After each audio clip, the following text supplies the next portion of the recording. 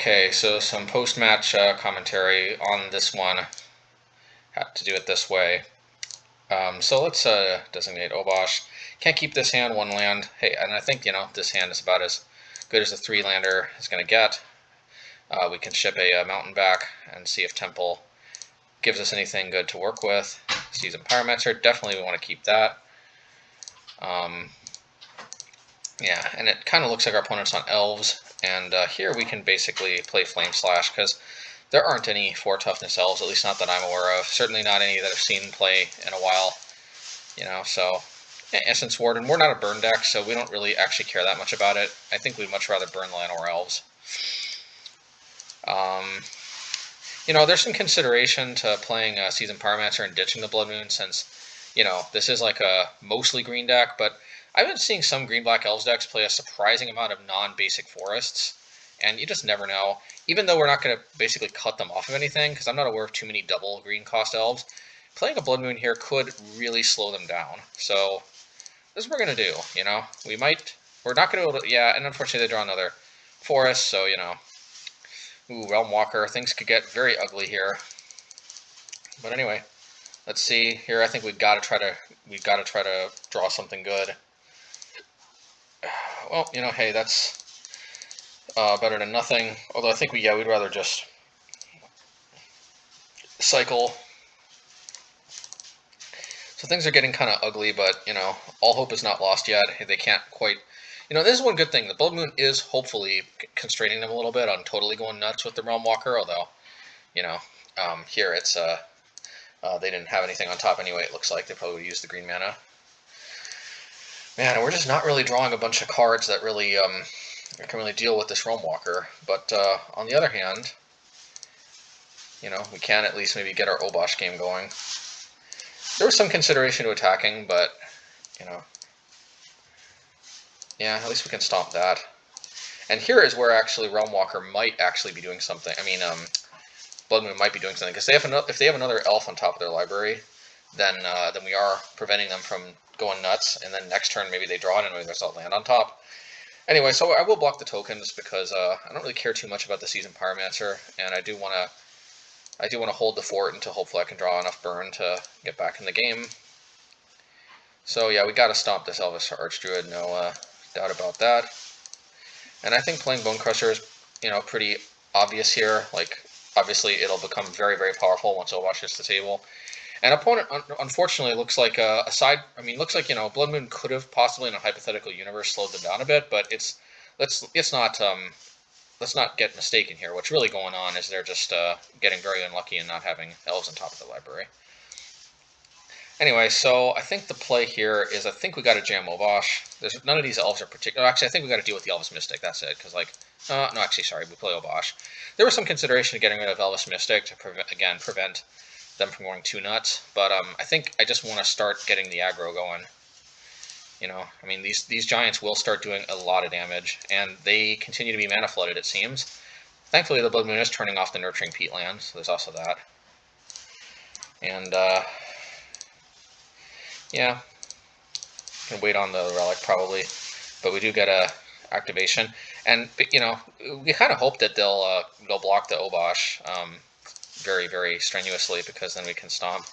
In any case, we can stomp here. We'll stomp on... here I made a minor mistake. They might have had Collected Company. It didn't seem like, because you'd think they'd play it by now, but should have gone after the Elvish Mystic, just because if they hit another Elvish Archdruid, that would be quite an unmitigated disaster. But hey, we get to deploy another Bonecrusher, and suddenly I think things are looking kind of dire for the opponent. Now, of course, they could still, they continue to be mana flooded, so, what can I say? Alright, well... I think we'd go face. No, actually, we'd go for Rainwalker, of course. Finally, we got to get rid of that. We'll play this to draw into something else. See, Firebolt, pretty easy, I think, on that card. And then, they don't have enough blockers, so bam, as it goes. Okay, game 2. See how this one goes. Designate Obosh again. Obviously, Obosh did a lot of work last game. Hey, and so, we have a lot of lands that give us incidental value, so there is that. So let's Yeah, I think we have to start off trying to burn this Llanowar Elves, just slow them down a little bit.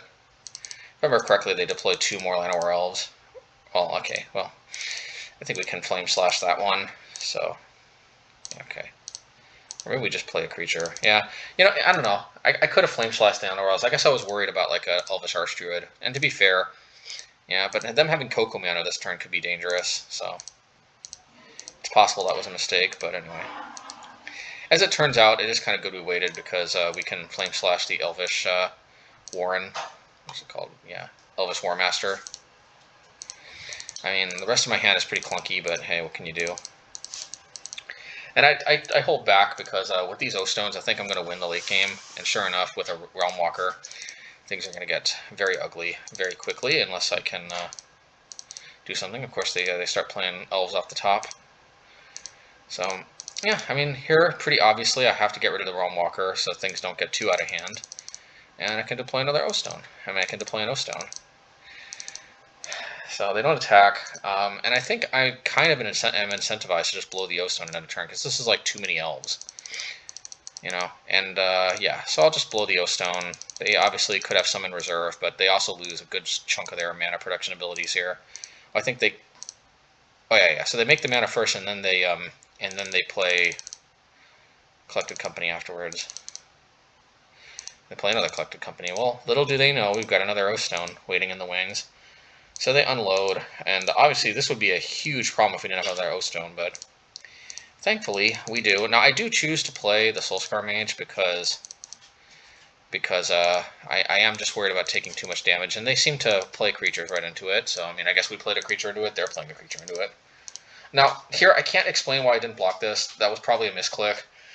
I'm recording this a little bit after the fact, but I pretty much guarantee you that was probably a misclick, so sorry about that, but I don't think that actually makes a difference here.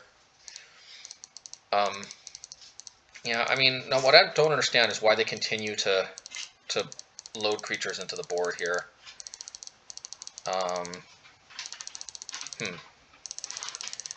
For some reason, the game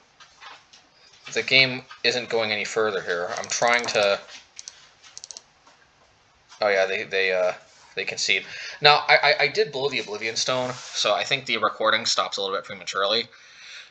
But yeah, I did blow the Oblivion Stone, I remember that. But in any case, yeah, I guess they just couldn't come back from this, so... Anyway, so it goes.